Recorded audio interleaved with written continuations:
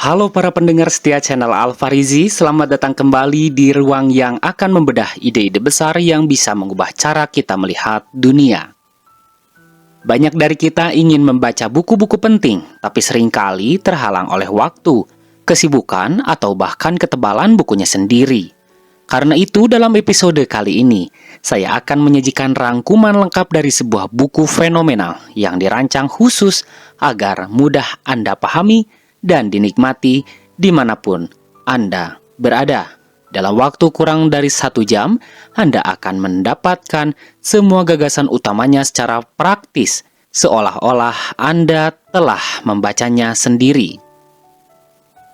Pernahkah Anda bertanya-tanya mengapa beberapa perusahaan seperti Apple bisa terus berinovasi dan memiliki pengikut yang begitu setia, sementara perusahaan lain di produk yang serupa gagal total? Pernahkah Anda berpikir, mengapa figur seperti Martin Luther King Jr. bisa menggerakkan jutaan orang hanya dengan kata-kata tanpa paksaan? Jawabannya ternyata sangat sederhana namun luar biasa kuat. Jawabannya terletak pada sebuah pola yang ditemukan oleh Simon Sinek, seorang pemikir visioner dalam bukunya yang mengubah paradigma Start With Why, How Great Leaders Inspire Everyone to Take Action.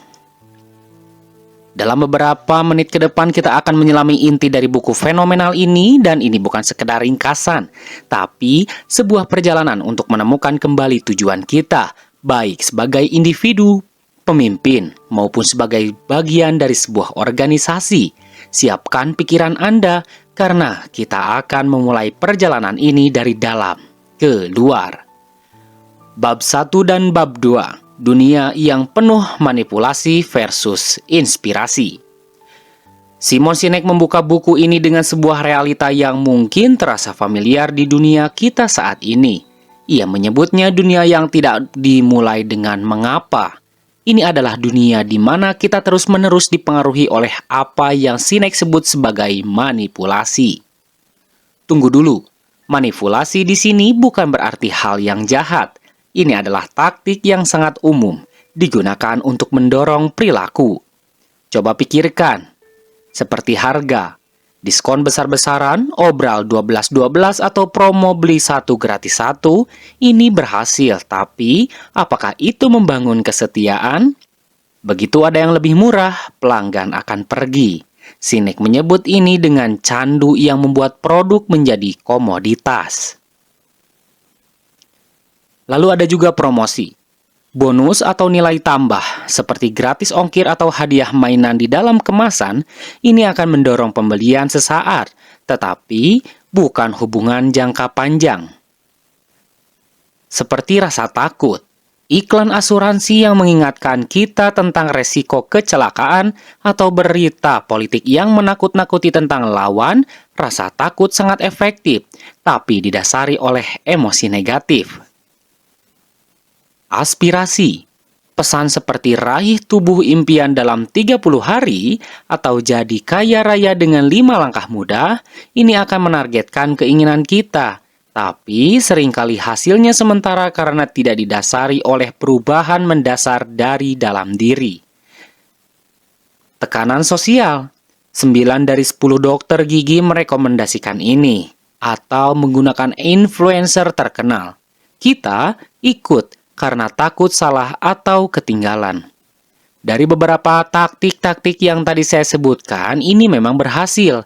Mereka bisa mendatangkan penjualan, mendapatkan suara, atau membuat orang patuh. Tapi ada satu hal yang tidak bisa mereka ciptakan, yakni loyalitas. Loyalitas sejati tidak bisa dibeli, loyalitas harus didapatkan. Disinilah Sinek memperkenalkan sebuah alternatif yang jauh lebih kuat, yakni inspirasi. Para pemimpin dan organisasi yang hebat tidak memanipulasi, mereka menginspirasi.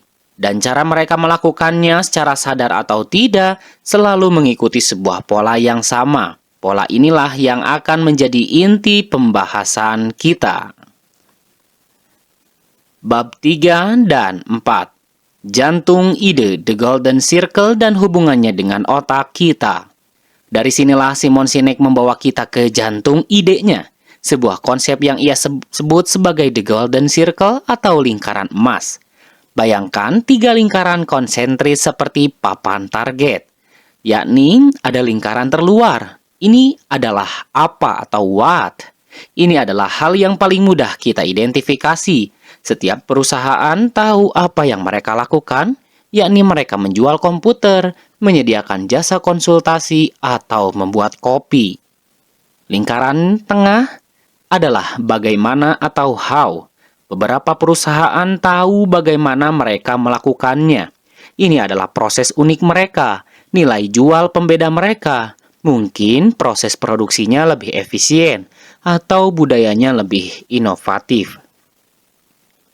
Dan di pusatnya, lingkaran terkecil namun paling penting adalah mengapa atau why. Sangat sedikit orang atau organisasi yang bisa dengan jelas mengartikulasikan mengapa mereka melakukan apa yang mereka lakukan, dan mengapa di sini bukan soal uang. Uang adalah hasil, mengapa adalah tujuan, keyakinan, atau alasan keberadaan Anda. Mengapa perusahaan Anda ada? Mengapa Anda bangun dari tempat tidur di pagi hari? Dan mengapa orang lain harus peduli? Dan mengapa Anda harus mendengarkan audiobook channel Alfarizi ini? Masalahnya, kebanyakan dari kita berkomunikasi dari luar ke dalam, dari hal yang paling jelas atau apa ke hal yang paling kabur atau mengapa. Contohnya, jika Apple berkomunikasi seperti perusahaan lain, iklannya akan berbunyi, "Kami membuat komputer yang hebat," atau apa. Desainnya indah dan mudah digunakan. Itu adalah bagaimana? Mau beli? Nah, itu kan rasanya biasa saja ya. Tapi Apple tidak melakukan itu. Mereka berkomunikasi dari dalam ke luar. Iklan mereka terasa seperti ini. Akan saya contohkan. Dalam segala hal yang kami lakukan, kami percaya dalam menantang status quo. Kami percaya dalam berpikir secara berbeda. Itu adalah mengapanya. Dilanjutkan, cara kami menantang status quo adalah dengan membuat produk yang didesain indah, mudah digunakan, dan ramah pengguna. Nah, itu adalah bagaimananya. Dan kami kebetulan membuat komputer yang hebat. Itu adalah apa? Lalu akhirnya, apakah kalian mau membelinya? Nah, rasanya kan sangat berbeda ya. Pesan kedua jauh lebih kuat dan menarik. Mengapa? Sinek menjelaskan bahwa ini bukan opini, ini biologi. Struktur The Golden Circle persis sama dengan struktur otak manusia. Lingkaran luar atau apa berhubungan dengan neokorteks kita, bagian otak yang bertanggung jawab atas pemikiran rasional, analitis, dan bahasa. Lingkaran tengah dan dalam bagaimana dan mengapa itu berhubungan dengan sistem limbik kita. Otak limbik bertanggung jawab atas semua perasaan kita, seperti kepercayaan dan kesetiaan. Otak ini juga mengendalikan semua perilaku dan pengambilan keputusan manusia. Tapi, otak limbik tidak punya kapasitas untuk bahasa. Inilah kuncinya. Ketika kita berkomunikasi dari luar ke dalam, kita berbicara ke bagian otak yang memahami fakta dan angka, tapi tidak menggerakkan perilaku. Ketika kita berkomunikasi dari dalam ke luar, kita berbicara langsung ke bagian otak yang mengendalikan pengambilan keputusan, dan kemudian neokorteks akan membantu merasionalisasikan keputusan itu. Ini menjelaskan mengapa kita terkadang membuat keputusan berdasarkan insting atau gut feeling. Itu adalah otak limbik kita yang bekerja. Rasanya benar saja. Itulah kekuatan mengapa. Orang tidak membeli apa yang Anda lakukan. Mereka membeli mengapa Anda melakukannya. Produk atau jasa Anda hanyalah bukti nyata dari mengapa Anda. Bab 5, 6, dan 7. Membangun kepercayaan dan menggerakkan orang. Jika orang membeli mengapa Anda, Lalu bagaimana cara membangun sebuah organisasi atau gerakan yang didasari oleh inspirasi? Sinek memberikan 3 kunci penting, yakni kejelasan, disiplin, dan konsistensi. 1. Kejelasan. Mengapa? Anda harus bisa mengartikulasikan mengapa Anda ada melampaui produk dan layanan Anda. Jika Anda tidak tahu mengapa Anda, bagaimana orang lain bisa tahu? 2. Disiplin bagaimana? Nilai-nilai atau prinsip yang memandu Anda haruslah berupa tindakan, bukan hanya integritas, tapi selalu lakukan hal yang benar. Anda harus disiplin untuk tetap berpegang pada nilai-nilai ini bahkan saat sulit. Ketiga, konsistensi terhadap apa? Semua yang Anda katakan dan lakukan, produk Anda, pemasaran Anda, budaya kerja Anda harus konsisten dan menjadi bukti dari mengapa Anda. Inilah yang disebut otentisitas. Ketika ketiga hal ini seimbang, kepercayaan akan muncul. Kepercayaan adalah perasaan, bukan pengalaman rasional. Kita percaya pada orang dan organisasi yang kita rasa memiliki nilai yang sama dengan kita. Disinilah kita kembali ke salah satu cerita paling ikonik dalam buku ini, yakni Wright bersaudara versus Samuel Pierpont Langley. Pada awal abad ke-20, semua orang berlomba-lomba untuk menjadi pertama menerbangkan pesawat. Samuel Langley memiliki semua resep sukses. Dana dengan $50.000 dari pemerintah, tim berisi para ahli terbaik, koneksi orang-orang paling berkuasa dan liputan media massa. Tapi, mengapanya adalah untuk menjadi kaya dan terkenal. Beberapa ratus mil jauhnya, Wilbur dan Orville Wright tidak punya apa-apa, tidak ada dana, tidak ada koneksi, tidak ada satupun dari tim mereka yang punya gelar sarjana. Mereka mendanai mimpi mereka dari toko sepeda. Tapi, mereka punya mengapa yang jelas. Mereka percaya jika mereka bisa menciptakan mesin terbang, itu akan mengubah dunia dan bermanfaat bagi umat manusia. Mengapa mereka begitu kuat sehingga menginspirasi tim kecil di Dayton, Ohio untuk bekerja dengan darah, keringat, dan air mata? Sementara tim Langley bekerja untuk gaji, tim Wright bekerja untuk sebuah tujuan. Hasilnya, pada 17 Desember 1903, Wright bersaudara berhasil, sementara Langley setelah kegagalan yang memalukan menyerah begitu saja. Dia tidak peduli dengan kemajuan teknologi, dia hanya peduli karena dia tidak menjadi yang pertama. Pelajaran ini berlaku juga saat membangun tim. Jangan rekrut orang-orang untuk sebuah pekerjaan. Rekrutlah orang yang percaya pada apa yang Anda percayai. Seperti kata Herb Kelleher dari Southwest Airlines, Anda bisa mengajarkan keahlian, tapi Anda tidak bisa mengajarkan sikap. Rekrutlah orang yang mengapanya selaras dengan mengapa organisasi Anda. Bab 8 dan 9. Hukum difusi inovasi dan titik kritis. Oke, jadi Anda sudah punya mengapa yang jelas. Anda sudah punya tim yang percaya. Lalu, bagaimana cara menyebarkan ide atau produk Anda ke masyarakat luas? Di sini, Sinek menghubungkan The Golden Circle dengan teori lain yang sangat terkenal, yakni hukum difusi inovasi. Teori ini membagi populasi ke dalam kurva lonceng. Inovator 2,5%, yakni pengambil resiko yang suka mencoba hal baru. Lalu, ada kurva selanjutnya, yakni pengadopsi awal sebesar 13,5%, yakni visioner yang bisa melihat potensi dari ide baru dan percaya pada insting mereka. Lalu, selanjutnya di kurva selanjutnya ada mayoritas awal, yakni sebanyak 34%. Ini lebih praktis, mereka butuh bukti bahwa ide itu berhasil sebelum mencoba. Lalu, di kurva selanjutnya ada mayoritas akhir yakni sebesar 34%. Ini adalah skeptis. Mereka baru ikut jika semua orang sudah melakukannya. Dan yang terakhir ada Lagarde, yakni 16%, yakni dia sangat menolak perubahan. Kebanyakan perusahaan menargetkan pasar massal, yaitu kelompok mayoritas. Mereka mencoba meyakinkan semua orang dengan fitur dan manfaat. Ini adalah sebuah kesalahan fatal.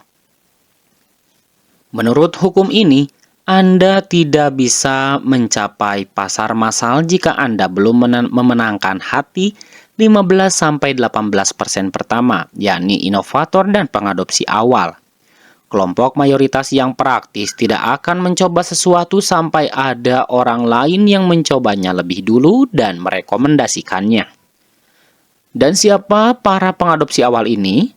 Mereka adalah orang-orang yang bertindak berdasarkan insting dan perasaan. Mereka adalah orang-orang yang mengapanya selaras dengan mengapa Anda. Mereka tidak membeli produk Anda karena sempurna, mereka membelinya karena produk itu merepresentasikan keyakinan mereka.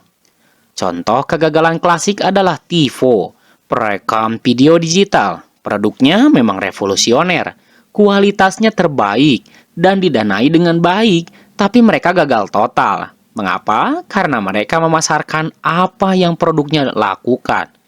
Anda bisa nge-pause siaran TV melewati iklan. Mereka menargetkan mayoritas dengan fitur, bukan menginspirasi pengadopsi awal dengan mengapa. Pesan mereka seharusnya seperti ini. Jika Anda tipe orang yang ingin memegang kendali penuh atas kehidupan Anda, kami punya produk untuk Anda. Sebaliknya, lihatlah gerakan hak-hak sipil Martin Luther King Jr. Dia tidak berkeliling sambil berkata, "Saya punya rencana 12 langkah," tapi dia berkata, "Saya punya mimpi." Dia membagikan mengapanya, dia berbicara tentang keyakinannya akan dunia yang setara dan 250.000 orang yang datang ke Washington DC pada tahun 1963 tidak datang untuk Dr. King. Mereka datang untuk diri mereka sendiri. Mereka datang karena mereka percaya pada mimpi yang sama. Mereka adalah para pengadopsi awal yang menyalakan api sebuah gerakan yang mengubah sebuah bangsa. Bab 10, 11, dan 12. Tantangan terbesar adalah sukses ketika mengapa menjadi kabur. Sekarang bagian yang paling menantang. Simon Sinek mengatakan bahwa tantangan terbesar bagi sebuah organisasi bukanlah kegagalan, melainkan kesuksesan. Setiap organisasi dimulai dengan mengapa yang jelas, yang biasanya datang dari semangat pendirinya. Saat perusahaan masih kecil, mengapa ini terasa di setiap sudut ruangan? Sang pendiri ada di sana setiap hari, membuat keputusan berdasarkan instingnya. Namun, seiring pertumbuhan perusahaan, sesuatu yang berbahaya terjadi. Sinek menyebutnya the split atau perpecahan. Organisasi mulai lebih fokus pada metrik yang mudah diukur, pendapatan, laba, pangsa pasar. Mereka mulai fokus pada apa yang mereka lakukan, karena itu yang mendatangkan uang.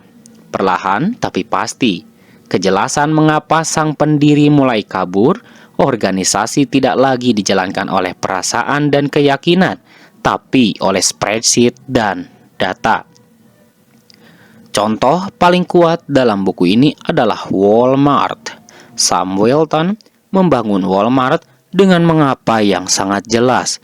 Melayani orang, dia percaya jika dia menjaga komunitas dan karyawannya, mereka akan menjaga bisnisnya. Dia berkeliling dengan truk pick-up sederhana dan mengenal nama kasirnya. Dia membangun raksasa retail berdasarkan pelayanan. Namun setelah Sam Walton meninggal, Walmart mengalami the split. Mengapanya yang tadinya melayani orang bergeser menjadi harga murah. Fokusnya beralih dari pelayanan menjadi efisiensi. Hasilnya apa? Walmart menjadi perusahaan yang sering dikritik karena perlakuan buruk terhadap karyawan dan mematikan bisnis lokal. Padahal, Apa yang mereka lakukan, yakni menjual barang dan bagaimana mereka melakukannya dengan harga murah, tidak banyak berubah. Yang hilang adalah jiwa mengapanya.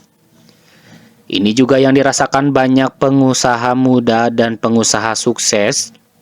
Mereka mencapai semua target finansial, tapi kehilangan perasaan sukses yang mereka miliki saat merintis.